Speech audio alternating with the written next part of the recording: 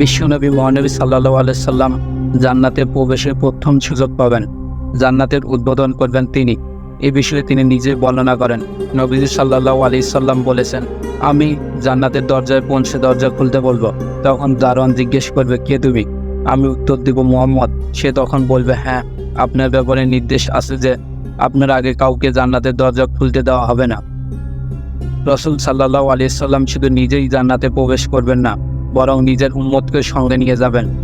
যদিও পৃথিবীতে উম্মতে মুহাম্মাদের আগমন সর্বশেষ, তবে তাদেরই প্রথম জান্নাতে প্রবেশ করার সৌভাগ্য হবে। এটি আল্লাহর পক্ষ থেকে উম্মতে মুহাম্মাদের জন্য একটি বিশেষ সম্মান। রাসূল সাল্লাল্লাহু আলাইহি সাল্লাম বলেছেন, আমরা দুনিয়ার সর্বশেষ এসেছি, তবু আমরাই অগ্রগণ্য হব এবং প্রথমে জান্নাতে প্রবেশ করব। অন্যরা আমাদের আগের কিতাব পেয়েছে, কিন্তু আমরা সবার পরে কিতাব পেয়েছি।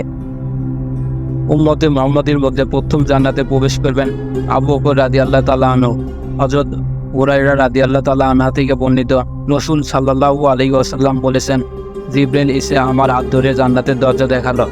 হযরত আবু বকর রাদিয়াল্লাহু তাআলা আনহু বললেন, হে আল্লাহর রাসূল, আমি আপনার সঙ্গে থাকবো যেন জান্নাতের দরজা দেখতে পারি। তখন রাসূল সাল্লাল্লাহু আলাইহি ওয়াসাল্লাম বললেন, হে আবু বকর, তোমাকে শোনাতে চাই, তোমার উম্মতের মধ্যে তুমি প্রথম জান্নাতে প্রবেশ করবে। জান্নাতের উদ্বোধন হবে দরিদ্র মুহাজিরদের মাধ্যমে।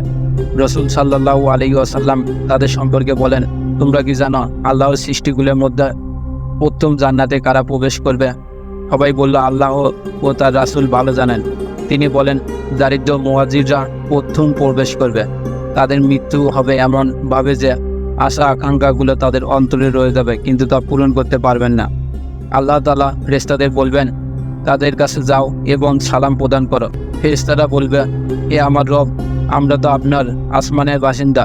আল্লাহ বলবেন, তারা আমার বান্দা, আমার ইবাদত করেছে এবং আমার সঙ্গে কাউকে শরীক করেনি। এরপর ফেরেশতারা তাদের কাছে যাবে এবং সব দরজা দিয়ে প্রবেশ করে তাদের সালাম জানাবে।